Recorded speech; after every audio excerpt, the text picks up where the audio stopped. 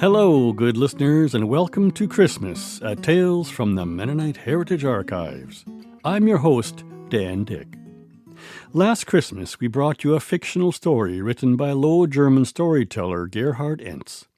The story was called First Christmas, 1875. Gerhard depicted the first Christmas for newly arrived Mennonite settlers to Manitoba through the eyes of 13-year-old Obram. This year, we bring you another telling by Gerhard Ens called First Christmas 1926, depicting a fictional first Christmas of newly arrived Mennonite refugees from the Soviet Union. Once again, Gerhard chose to tell the story through the eyes of a young boy, this time 10-year-old Hauns. Gerhard was many things: teacher, newspaper editor, broadcaster, lay minister, a conscientious objector during World War II, a founding member of the Manitoba Mennonite Historical Society, and a storyteller. He was passionate about preserving the Low German language. Gerhard first presented First Christmas 1926 in Low German on the radio in 1973. The English version we present to you today has been edited for length. Some sentence structures have been preserved or mimicked in the translation to give listeners a sense of the original Low German version. For those accustomed to our usual 15-minute episodes, be aware that we're running a little overtime this week to bring you this special Christmas feature. Here now is First Christmas, 1926. It's 7 a.m. Slowly and methodically, the clock's brass pendulum swung back and forth in the Thiessen family's modest home. Tick-tock, tick-tock. Outside, it was bitterly cold. The inside of the frosty bedroom window featured thick patterns of icy flowers in three-dimensional figures. Winter had arrived before the storm windows could be put up. The family of young Hauns Thiessen hadn't known that, here in Canada, the winter could come so early and so fiercely. Tante Lisa had plugged most of the drafts around the windows with rags, but the chill still crept through. If it could, thought Hauns, the weather would freeze solid everything that breathed. Hauns was warm so long as he stayed under his cozy comforter. Other mornings he was up at 7 a.m. to help Pau tend the team of horses and a few milk cows that came with the farm Pau had purchased. At 10 years old, Hauns was a good helper. But today was different. He didn't have to get up as early because his big brother Willie had come home for Christmas Eve, Christmas Day, and at least the second day of Christmas. Mr. Johnson, Willie's boss, had told him, "I'll manage. You just go and enjoy yourself with your family for a couple of days." Willie wasn't quite sure what his boss meant by a couple of days. Previously, he'd thought the word boss or baus referred to men's bass voices, because that's what it meant in Russia. But here he'd discovered it meant something entirely different. Anyway, he wondered if maybe Mr. Johnson was talking about his mare named Deus. Then he'd caught on. The boss was giving him permission to go home for Christmas. As Willie had naively pointed at the mare and asked what he should do with the horse, the boss thought he was asking to borrow Deus to ride home. With a smile, Mr. Johnson had lent Willie his mare. He'd ridden home, proudly, like the olden days Emperor of Germany, Kaiser Wilhelm, must have ridden. Everyone was overjoyed to see Willie, especially Hauns. Now, Hauns would be able to sleep a little longer for a few mornings. Hauns lay awake, listening to Pau and Willie feed the cattle in the barn that was attached to the house, milking the cows, and cleaning manure from the gutters. He heard Tante Lisa busily building a fire in the kitchen stove and preparing breakfast. That's when he suddenly remembered it was Christmas Day. Yesterday evening, the Thiessen family gathered at the Neufelds' home with other families to celebrate Christmas Eve. The entire group had journeyed from Russia after enduring the Great War, the Revolution, and then the Civil War years. Some families had been here for just a year. Others, Tante Lisa, 16-year-old Willie, and Hauns, had been here for only half a year. This would be their first Christmas in Canada. Farmers had brought cattle and farm machinery, but couldn't afford hefty down payments. But west of Winkler, Manitoba, they'd found land and loans on good terms. Hauns' dad, Yash, had bought half a section of land, 320 acres, bigger than 2 full farm holdings back in Russia. This year the farm had not brought in any income, so 16-year-old Willie had found work off the farm. Pau had worked for other farmers all summer and into fall to afford the basic necessities and to begin paying off the Reiseschuld, the travel money they'd borrowed to pay for their move from Russia. Their small group wasn't yet established enough to build their own church, so they gathered in one of the family homes. For special occasions like Christmas, the group usually met at the Neufelds, who had the biggest house. The fellowship was close and warm. Old and young were especially pleased when Älteste Frank Ens, the bishop, led worship. To Hauns, he was Frans, a more familial title of respect. Back in Russia, Frans was often a supper guest in the Thiessen home. Hauns liked that Frans paid attention to children. He'd always had time to tell Hauns a story or give him small trinkets. If Hauns had been hurt while playing, Frans was sure to take a look, for he had medical training. His thoughtful attention often helped Hauns feel better. He was kind and had a good sense of humor. When you could laugh with Frans, you felt like you belonged. But this Christmas, Hauns didn't feel very happy. It wasn't because the Weihnachtsmann, or Christmas man, couldn't be very generous.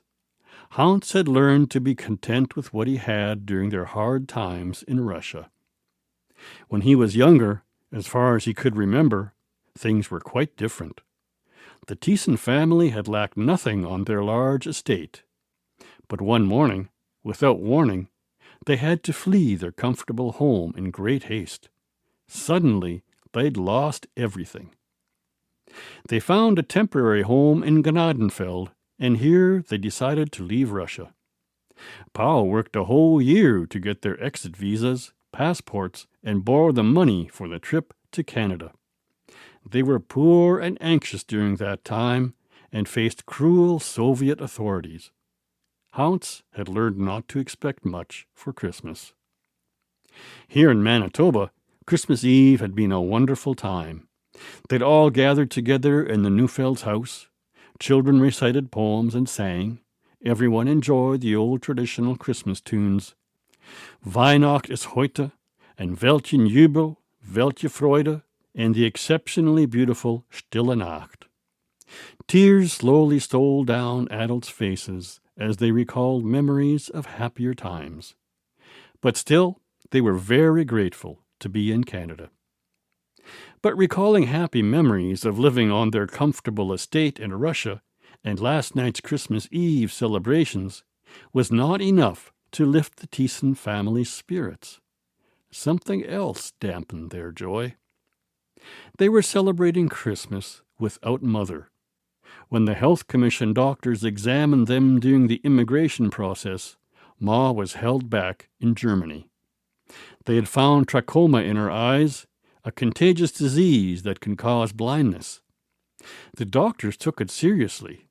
Perhaps too seriously, thought some of the Mennonite migrants. Many said the Canadian doctors didn't know much or had been ordered to allow only a certain number to travel. Being refugees, they were often frightened that their basic human rights no longer existed. In Soviet Russia, their rights were gradually taken away and then eliminated completely. So Hauns' mother had to stay behind. Johnny, Willie, Pau, and Pau's younger unmarried sister Lisa would be allowed to travel to England and on to Canada. Germany had gone through a war, and the severe terms of the peace treaty had devastated the country's economy.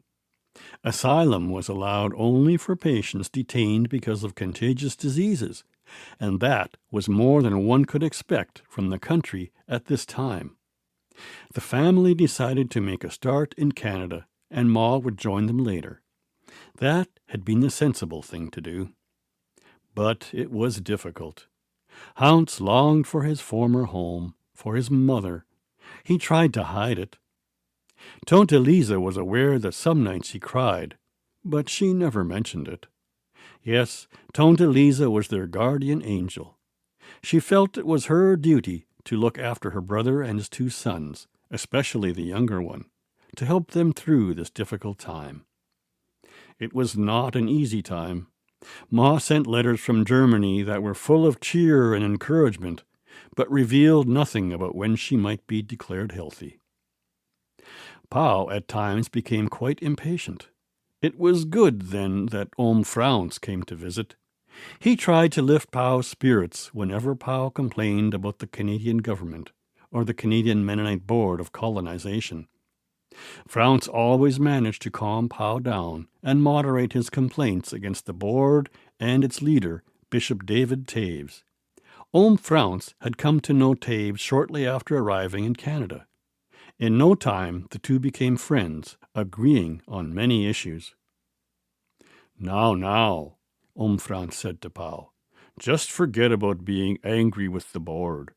Bishop Taves is the most selfless person I have ever known, and with his connections in Ottawa and abroad, he is the man for us.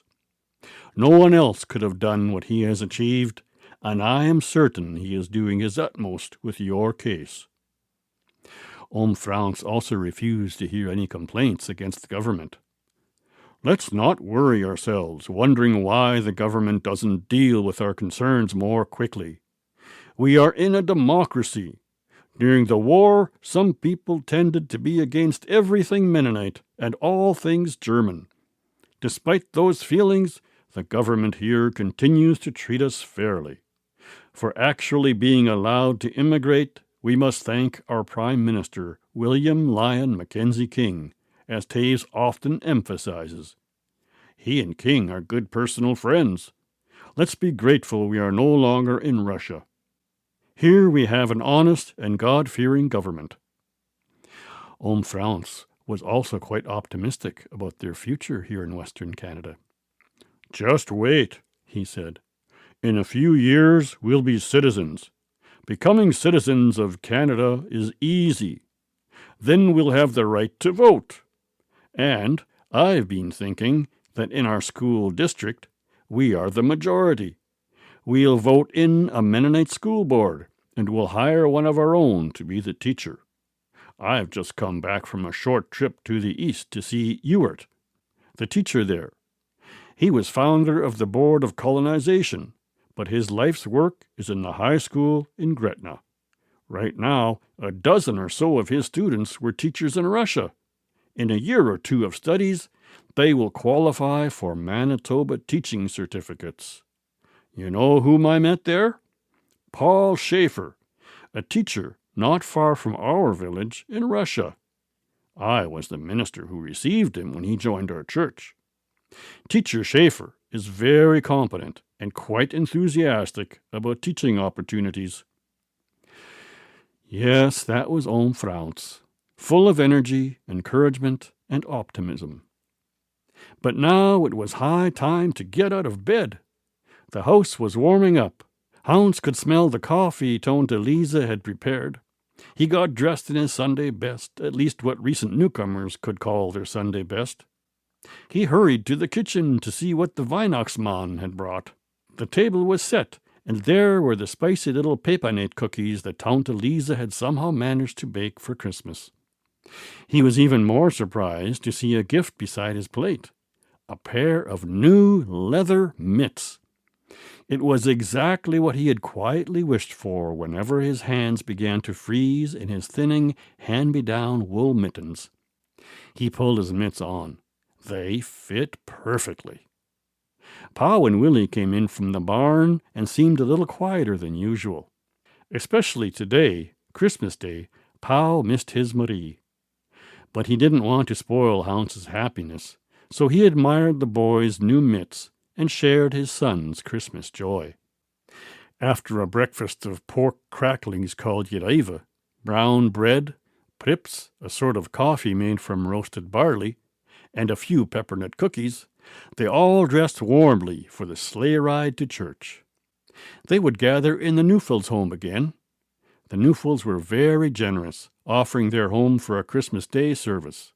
Soon, from every direction, came horse-drawn sleighs. The horses were tethered to nearby fence posts and trees, fed some hay, and covered with heavy horse blankets. Indoors, the small but cheerful congregation shed their warm coats, mitts, and shawls. They set aside their hardships and poverty and began singing their beloved Christmas hymns in full-voiced, festive harmony. Then Hauns stood to deliver the Christmas Day sermon. His text was Romans chapter 8, verse 32.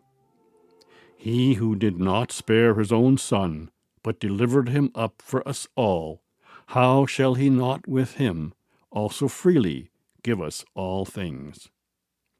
Hauns began to clarify the text so that even Hauns understood and remembered it. He spoke about how God wanted the best for all people, and how the most beautiful Christmas gifts were but small tokens of the bigger blessings found in Jesus Christ. And when God, Hauns continued, has sent us this precious gift, a heavenly home and an earthly home, can we then not believe that all the rest also comes from the hands of our Heavenly Father? Next year's harvest, our escape from Soviet Russia, our children, our congregation, our school? He wants to grant us everything we need. Hauns's father nodded. But Hauns sensed that something more lay on Hauns's heart, something he could hardly wait to share. But he just said, Amen. They all sang another Christmas hymn, and then the service was over. However, after the final hymn came the announcements. Hauns slowly pulled a letter from his jacket pocket and prepared to read it. Ears perked up. Everyone was listening. Recently, David Taves wrote that he'd received good news. A large number of people who had been held back in Germany had restored their good health, and were now declared to be healthy, and were allowed to travel on the next ship to their families in Canada. Among them is Mrs. Jacob Thiessen. When he heard those words, Hauns almost jumped for joy. That was his mother. He looked at Pau, who didn't say a word, but saw his face light up. Hauns watched Pau trying to conceal his emotions as Hauns asked the group to stand for the blessing. After that, everyone crowded around Pau, shaking his hand and wishing each other a froliche Weihnachten, a happy Christmas.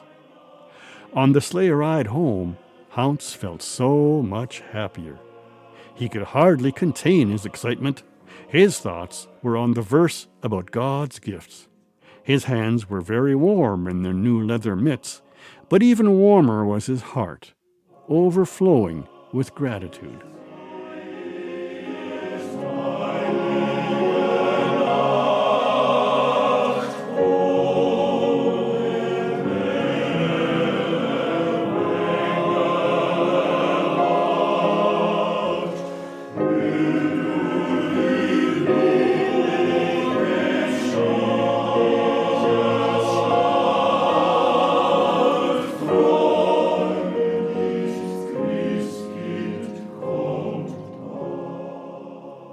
That concludes our Christmas feature, First Christmas 1926.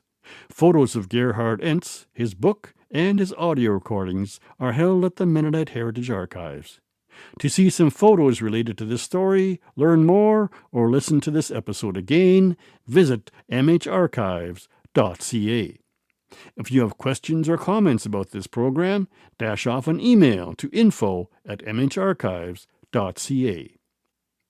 Join me next week for a special New Year's feature about a unique Mennonite tradition involving an unusual musical instrument called the bromtop. Hello, I'm Archivist Conrad Stace. The Mennonite Heritage Archives is a community-supported memory center that relies on donations from community members like you. To support this program and the preservation of Mennonite history, visit mharchives.ca and click on Support, or give us a call at 204-560-1998. Thanks also to our partners, Canadian Mennonite University, the Centre for Transnational Mennonite Studies, Mennonite Church Canada, and Golden West Radio. I'm your host, Dan Dick. Thanks to Gerhard J. Ens and family for allowing us to share their father's Christmas story. Helene Workington translated the story into English. The music came from the MHA's collection of Faith and Life Choir recordings. We're grateful to Golden West for giving us some extra time for this Christmas special. Thanks to the Tales team of Conrad Stace and David Klippenstein. Remember that you can find over 50 episodes of this program at mharchives.ca. We'll be back next week with more stories about people, places, and events from Mennonite history. Thanks for listening.